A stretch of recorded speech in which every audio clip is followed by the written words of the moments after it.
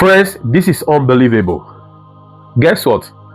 47 trucks were intercepted in the border, of Burkina Faso and Togo.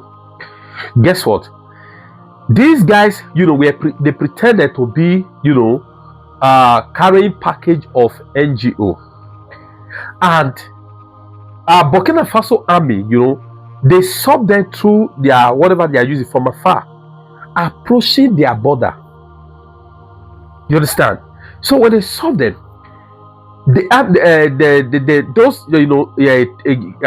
guard at the border, they called the senior man, and when they called that one have to relate with Ibrahim Traore. Guess what? Ibrahim Traore said they should allow them come, but what would they do? They should ambush them. Do you understand? That's what they did. So when this guy came, they allowed them to enter and intercepted them. Guess what? They claimed they were carrying humanitarian service, you understand? They were carrying humanitarian service, NGO. They were on their way to Togo. That's what they said. But that's okay, no problem. But we must, if you must proceed and pass through our place, we must search this car, this truck. Everything must be searched. My people, guess what? When they search, you get what he was carrying. They were all loaded with Fulani jihadists. What did I say? They were loaded with Fulani jihadists, with ammunition worth over 100 million. Wait, what is going on? Are other African leaders, are they saying they are not aware of this? What is that the West don't want to let Africa breathe, let Africa rest? These Fulani jihadists, the drivers, they said they were caught. The drivers wanted to escape, but where are they going to escape to? Because they've already ambushed them all.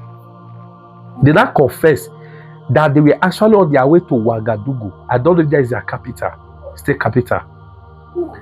Can you imagine? Can you just imagine the extent these people are going? The same way, don't forget, all of them be saying is that it is Fulani terrorists in Nigeria, right? That is carrying on the atrocity.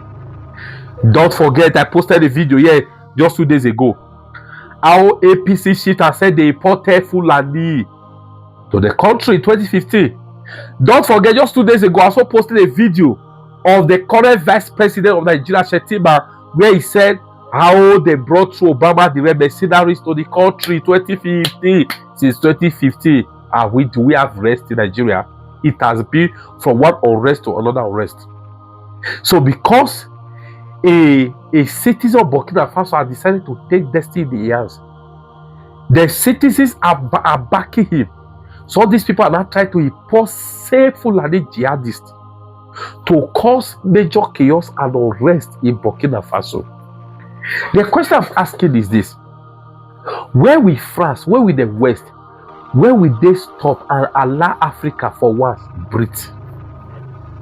Where will they stop making us? Where will they stop seeing us, Africa, as their feeding bottle? When? This thing hurts me like I saw this. Going to this extent, they use the sister of Ibrahim Traore to try to bring it down. They failed. They tried to use your brother. They failed. They tried to use his own best friend. They failed. What is this for heaven's sake? Is France, are they the first to have liberated Africa? I don't know what is going on. When with all this thing that is going on now, why can't citizens of all the country rise up against this our puppets who are still being controlled by the influence of these Westerners? All of us, did you hear it after election? Where Peter Obi said, one of the country called him, said to him, we will support you, we back you, but this is the deal. And Peter Obi said, you want me to do this against my country? That is practically impossible. Peter Obi said with him, please, if you know you heard that thing from Peter Obi, kindly comment it at the comment section. But guess what? A Pablo Escobar carried it. Are you telling me If one of the Western powers is not behind Pablo Escobar, France, we have this audacity to be punishing Nigerians like this. Yes, he's doing what he's doing because he feels there's no consequence. We can't do nothing. That's why he's doing everything possible. Those who want to chop, let them chop. Those who want to bribe, let them bribe. Provided, let them just keep on speaking good of the government. To an extent, they are not hiring influencers who will be ready to work with them. They pay them 50, 60 million. They pay them 70 million. Most of these influencers, to be ashamed now, most of you have a monetized platform that give you good money. What is 60 million naira? Without the shame? What is 60 million naira? What is 70 million naira? They are even giving you the naira when they are eating billions, when they are transacting dollars. If you are saying $60 million or $1 million, $2 million, it's even reasonable little. But somebody is bargaining with you 60 million. What is 60, 70 million for heaven's sake? So what am I trying to say? To the extent this is going on, it's time for every African to open up their eyes. Open up their eyes. I'm going to have the video where a guy said that, a man said that, where he said, there's where he put it. He said, our blacks were used, to get independence, to fight for the independence of America, of France, and the as a, through slave trade. Now they took our forefathers and used them there. Why can't these people let us rest in this generation? The question I want to ask: will you blame them? No.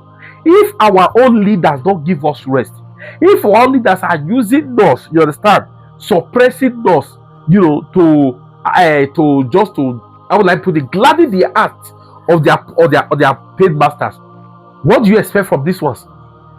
To the extent they are not importing, Fulani jihadists to go and destabilize Burkina Faso. What's your take on this, friends? Please let me give this a thumbs up. Kindly endeavor to share until everyone see it.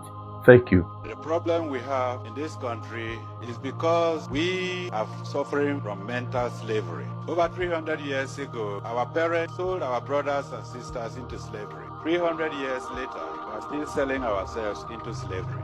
Those days, the price for the slaves were trinkets, beads, gunpowder, gin, and so on. The price today is foreign aids. The price today is political influence. The country itself is not indigenous.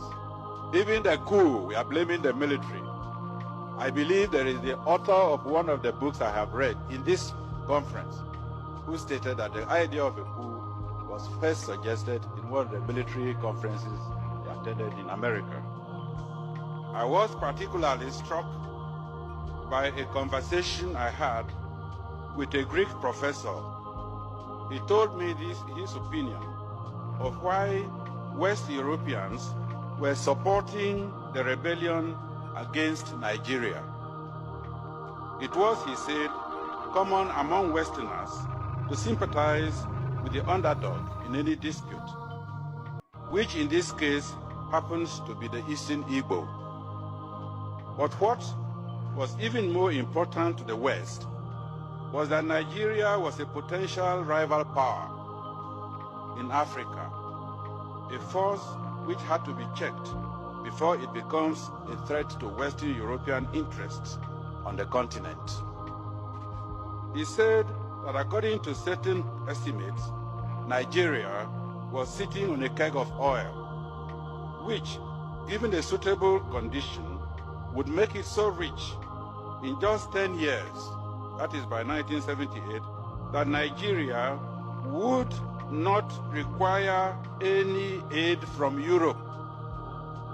Indeed, Nigeria would be in a position to assist other African countries, especially the poorer ones, and thus undermine an important basis on which European influence was exercised over them. He did not therefore think that Europe would stand idly by and watch Nigeria become to Africa what the United Nations had become to Western Europe. He assured me that whatever happened in the future, the West